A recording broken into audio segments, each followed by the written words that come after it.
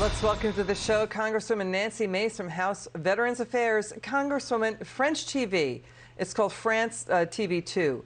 They literally went slack-jawed. The anchor went slack-jawed when the Secretary of State, Antony Blinken, tried to claim that the botched withdrawal from Afghanistan was a, quote, success. Literally, visibly, you could see her in disbelief. What do you say? Just when you think we couldn't be any weaker on the world stage and matters couldn't get worse, this happens. I mean, there is no success when you're vacationing in the Hamptons as Kabul fell.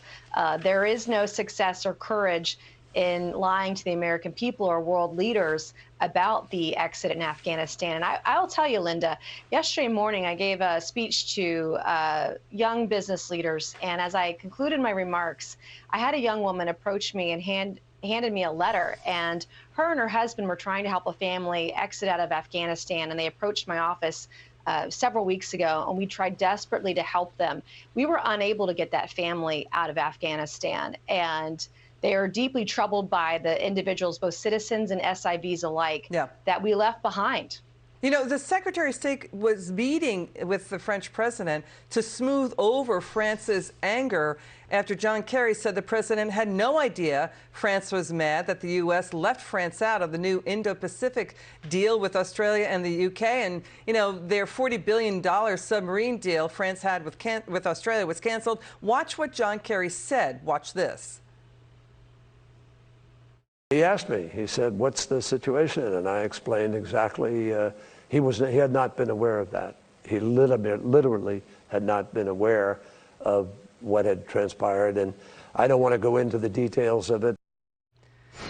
Okay, so he's not aware of that. And you pointed out Afghanistan. We have this, too. We've got, by the way, the Republican Senator Haggerty has been tweeting about this, what John Kerry said about France. Let's show his tweet. First, let's get your reaction like that. I need to move on to General McMaster, though. What do you say to what you just heard? Well, I guess my biggest question is who's in charge? I mean, really, if the president doesn't know what's going on, who's really, who's in charge in the White House?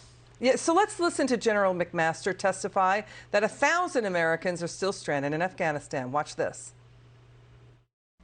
I'll just point out that my phone is full of WhatsApp messages from Afghans and U.S. residents and U.S. citizens who were brutalized at Taliban checkpoints on their way to the airport and couldn't get out. And many of them are still stranded there now. About 1,000 of them that we're tracking are still stranded there now.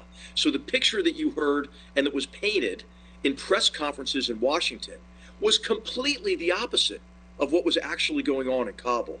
And I'm sure there are many others besides me who have had that same experience communicating with Afghans on the ground under those dire conditions during the evacuation. Let me clarify this. It's 1,000 Americans and allies, right? So let's be clear about 1,000 Americans and allies. What do you say to what he just said? That his phone is full of what's going on over there. What do you say? Well, it's devastating, really. And many of those individuals and families that we did leave behind, citizens and SIVs and allies alike, they've gone dark. They're in hiding. They move every single evening to try to avoid the Taliban, to try to avoid the death sentence that we gave them by abandoning them and leaving them stranded in Afghanistan. And I will tell you, of all the classified briefings that I attended in a bipartisan way with members of the administration and Biden's cabinet, no one would ever give us the actual numbers of individuals and allies, citizens, green card holders, and residents that we left behind. Not a single one. So we still don't know the number. Okay, Congresswoman Nancy Mace, thanks for joining us. It's always great to have you on. You'll come back again soon.